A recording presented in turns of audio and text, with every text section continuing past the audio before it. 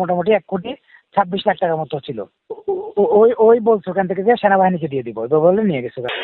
হাতে রামদা টামদা নিয়ে নামছে। এই ছেলেপেলেগুলো গেছে ভয় পায়া, বুঝছেন। টাকা পয়সা হচ্ছে ওইখানে যে শিক্ষার্থীরা যারা মানে আপনার পাহারা দিচ্ছিল, আমার সাথে যারা হেল্পের কাজ করছে, ওর মধ্যে হচ্ছে ওইখানে এই রাব্বানি ভাই মাছরাঙ্গা টিভি, উনি হচ্ছে বেশ কয়েকবার আসছে ওখানে। আসে হচ্ছে সকাল থেকে বসে থাকে এবং ছেলেপেলে আসার আগে যখন ছেলেপেলে কম আসছে তখন সময় বেশ কয়েকবার ভিতরে ঢুকছে এবং 3-4 ঘন্টা করে ভিতরে থাকতো আর কি।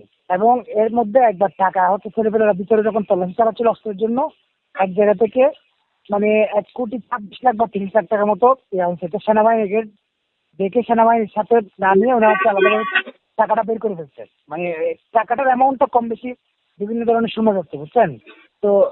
আর আরেকটা বিষয় হচ্ছে উনি ওখান থেকে ব্যাগ ভরে হচ্ছে নথিপত্র নিয়ে গেছে বেশ কিছু। গোলাম রাব্বানি ভাই টাকাটা হচ্ছে উনি ছেড়ে পেলে এবং ওনারা বলতেছিল হচ্ছে যে সেনাবাহিনী হাতে দিচ্ছে। আমি সিওর কাছে জিজ্ঞেস করলাম সেনাবাহিনীর যে শামীম ভাই, উনি বললো যে ওরা কোনো টাকা পয়সা পাইনি। আমি তো ভাই আমি শুনেন, আমি তো জানতামই না উনি আমার ডিপার্টমেন্টের সিনিয়র। কিন্তু আমার ঝামেলা হচ্ছে কি, এই লোক ওইখান থেকে ছেলে পেলে আমাকে 4-5 ঘন্টা ধরে ফোন দিচ্ছে, বুঝছেন। আমি যাইতেই পারতেছি না। পরে লাস্টে গেলাম ওনারে বললাম যে আপনি এখানে কি করতেছেন ভাই, আপনি এখানে কোনো সাংবাদিকতা করতেছেন না। বলছে তুই কে? এখন এগুলা নিয়ে ছেলে পেলেদের ওগুলো ছেলে পেলে ভাই সাধারণ। এবং প্রথম দিকে যখন কাজ করতেছিল একজনের চিনে বিভিন্ন জায়গা থেকে আসছে, তো হুমকি দামকি দিয়ে সরাই উনি বারবার ঢুকে। এবং আমি যখন ওনারা চলে যেতে বলছি উনি ওখান থেকে হচ্ছে একটু আমার সাথে ঝামেলা করে চলে গেছে। চলে যাওয়ার পর রাতের বেলা আবার 7-8টা ছেলে পাঠাইছে। তো ওগুলো উপর থেকে উঠে ওরা হাতে রামদা টামদা নিয়ে নামছে। এই ছেলেপেলেগুলো গেছে ভয় পায়া, বুঝছেন। পরে ওরা বলতে আমি রাতে আমাকে 4টার দিকে ফোন দিলে আমি বললাম যে তোমরা কোন রকম হচ্ছে এদের সাথে আড্ডা দিয়ে থাকো, সকালে আরো ছেলে পেলে আসতে চেক দিবা। তো চেক দেওয়ার পর ওইখান থেকে ওদের যে ব্যাগগুলো ছিল ওগুলো হচ্ছে ওরা আটকায় আবার জব্দ করে ফেলছে আর কি। ওইখানে 8 জন ছিল, কিন্তু ওরা এসে এদের সাথে জিজ্ঞেস করছে রাব্বানি ভাইয়ের সাথে কি হয়েছিল। পরে এদের সাথে মানে হ্যাজিং করে উপরে উঠে গেছিল আর কি।